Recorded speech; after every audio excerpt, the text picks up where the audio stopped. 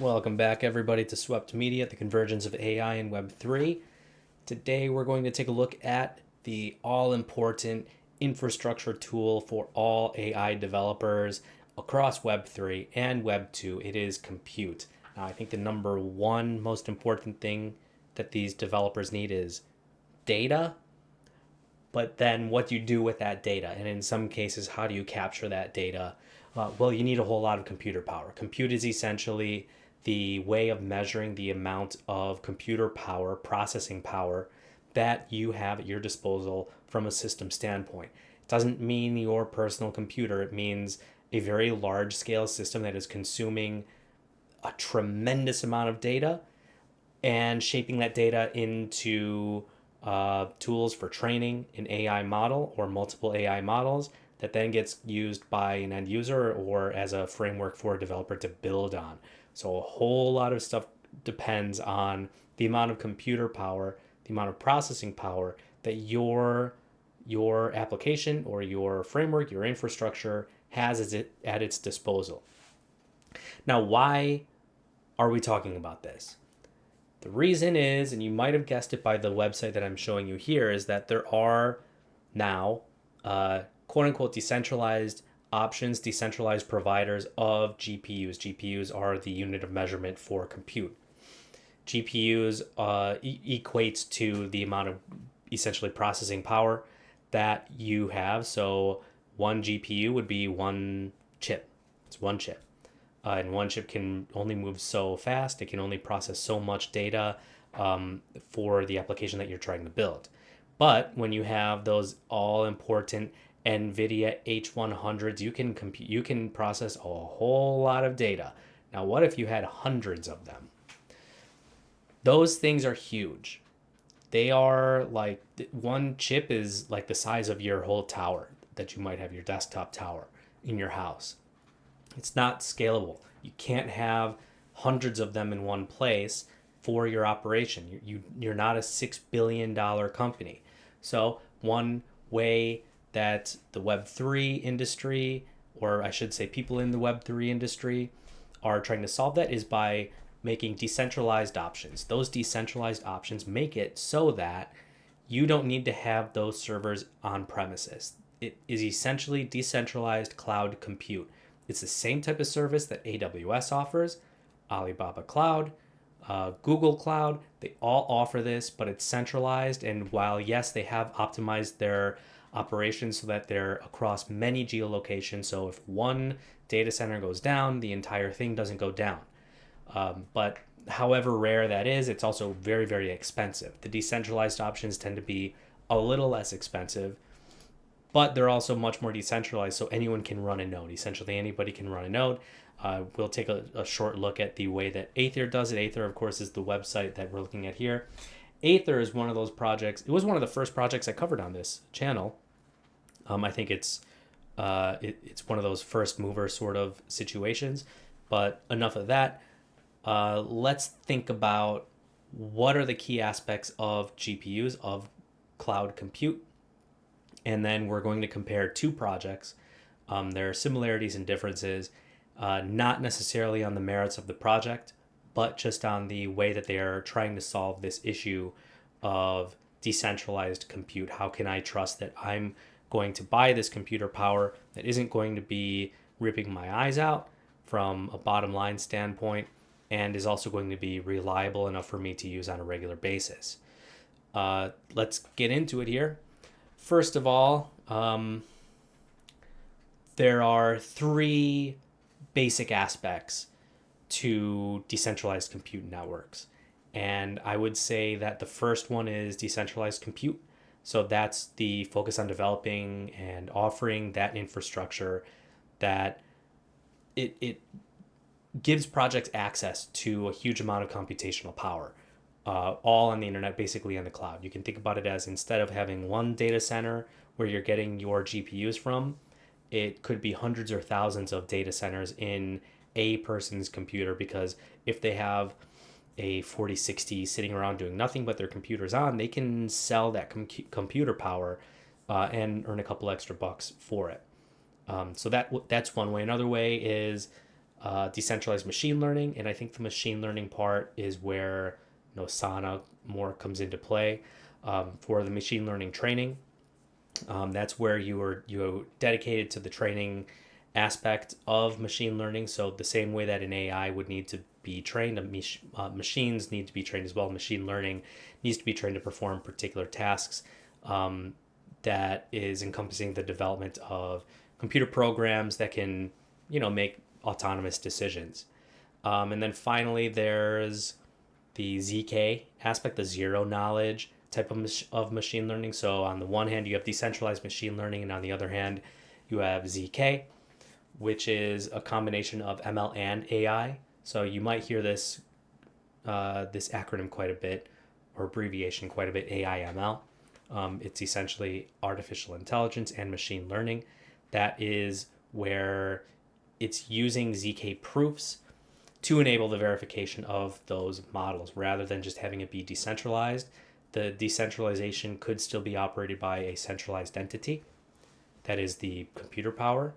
However, with ZK, you don't know, there's no way of knowing who or what is actually doing the training from an AI standpoint. So like I was saying, there are advantages to having decentralized compute.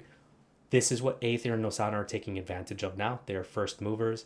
They are the ones who are, they weren't the first actually. Akash was before both of them. But I've heard, I don't want to talk about Akash for a number of reasons. One of them being that it's on Cosmos, and that that whole system is doomed, I think. So I don't have a lot of faith that Akash can survive. I've also heard that there's a lot of downtime on Akash. I think that from a practical standpoint, that Nosana and Aether are really the first best options. Akash being just the first one, it is not a best option. Despite all the many accolades that Cosmos may have, Aether and Nosana seem to be more user-friendly, I guess that is one way of putting it. So a few advantages of decentralized compute power from Aether and Nosana. They are much more cost effective. If you're operating, like, let's say you're in Eliza and you're doing hundreds of commits a week, you're going to need a lot of computational power for your developers who are working on those PRs or putting out just new products altogether, new libraries. All that stuff needs compute. You're going to have to spend a lot on that. Using Aether, rather than committing to a package from Google Cloud where you're going to have to commit to thousands and thousands of dollars a month, whether you use the compute or not, although you probably will, it will be much cheaper to go basically pay as you go at a fixed rate from Aether and Nosana. There's localized service provisioning. So what you can do is basically pick and choose the resources that you're going to need within the DPIN, that's like the decentralized physical devices. I guess I should explain what that is too. DPIN is essentially decentralized physical devices that are contributing to a network.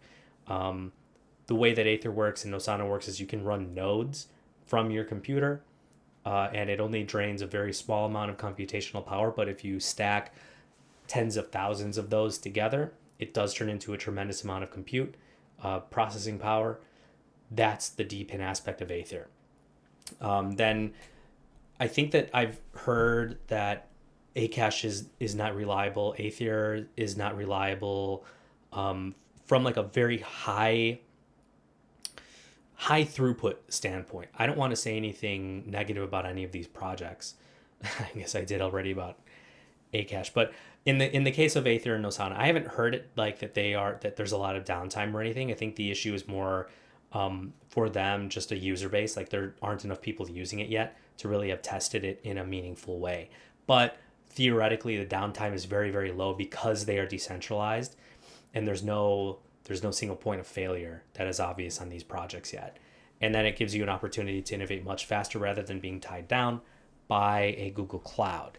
So Aether here, this one is focused on AI applications.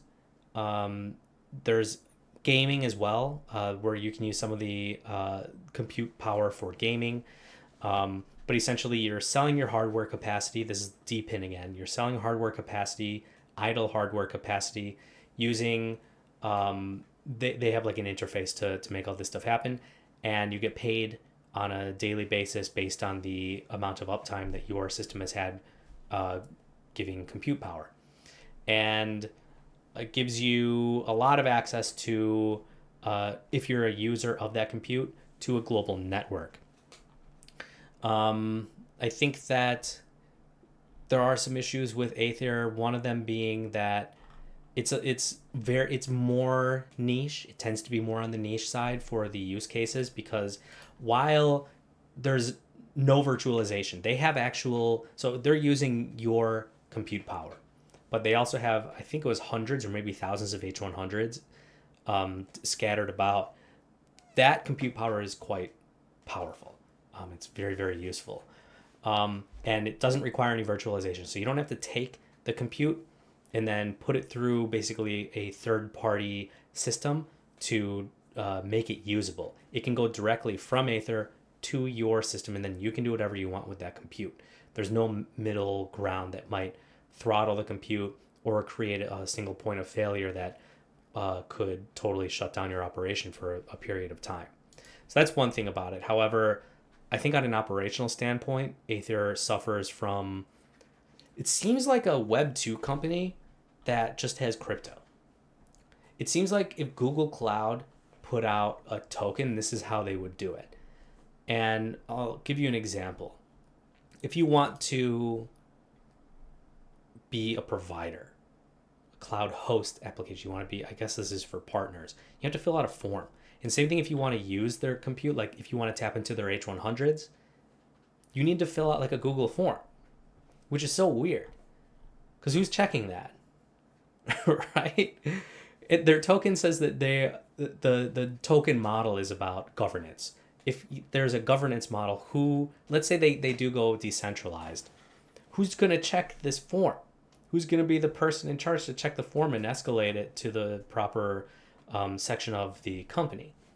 I don't know how that works from a scalability standpoint, but I do know that the interface for users, the user interface and the user portal is from Aether, very impressive. It's not totally relevant to the compute aspect, but I do want to say that there's a lot of really great aspects of Aether that we will use to compare with Nosana. Nosana, on the other hand, this one is about decentralized. It's a decentralized GPU network, just like Aether, and it, just like Aether, gives you access to global network for this compute power, but it's really optimized for AI inference. So you use this to train your AI. You use Aether to train AI models, whereas Aether could be used to train gaming models, could use to train systems within a game. It can also be used to train AI models. It can be used in applications that you might have AI integrations with. There's more applications. Actually, Nosana is partnered with Sogni. Sogni, of course, is I spoke with the founder of Sogni, Mo, a couple of weeks ago. Now Sogni is using Nosana compute power to help generate those images. So sometimes when you generate an image on Sogni, you can see who's generating or whose compute power you're using. You can see sometimes that you're hitting Nosana. This is that Nosana. Another one is it's scalable, yes, of course. And they say that it's advanced security and privacy by protecting the workloads with end-to-end encryption, which is always a great thing. You don't want people tapping into your connection to something like this. Every one of those connections is a bottleneck in terms of security. They're all OPSEC variables, which is one of the great things about not having the virtualization on Aether, because if there was virtualization, that's another process that can leak some critical data about what you're doing with your project. Whereas Nosana has solved this with end-to-end encryption. Essentially, a good way to compare them is via a number of categories, and I put together a little chart. I'll put it up on the written article that I do on this one. Basically, their focus, Aether, you can think about it as general purpose GPU, although it is decentralized and it's Web3, you get tokens. So that's what makes it more on the niche side. Whereas Nosana is even more niche, where it's specialized for AI inference, so training your AI models. Aether's on Arbitrum, and I think they're launching on Solana or have launched on Solana now. There's also an Ethereum connection because it's mainnet. I don't think they can really get around that. And Nosana is also on Solana. Both of them have dynamic pricing. In fact, I think Nosana had a pricing calculator. Here it is. So you can see this is Google Cloud is the same thing. You can tell, okay, if I pick any one of these types of chips that might be decentralized, like this might be from anybody's system who are providing compute to Nosana right now. Let's say we'll go with H100s. And I want 8 of them for 11 hours. No, days. That's going to get you almost $7,000. And you're going to use that. Like if you're really building something from scratch, you're definitely going to use all of that compute power, and it will be worth it. Like if you're going to commit to using that amount of compute, which you would if you're going to build a very powerful type of AI model, you're going to use the compute. You're also going to need to spend that kind of money.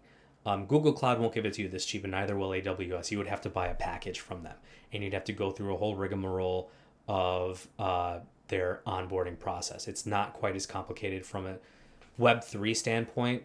Generally, what we try to do is limit the amount of onboarding time, which is one of the great things, like the sign in, login to stuff is just with your wallet. Same with onboarding to a new platform.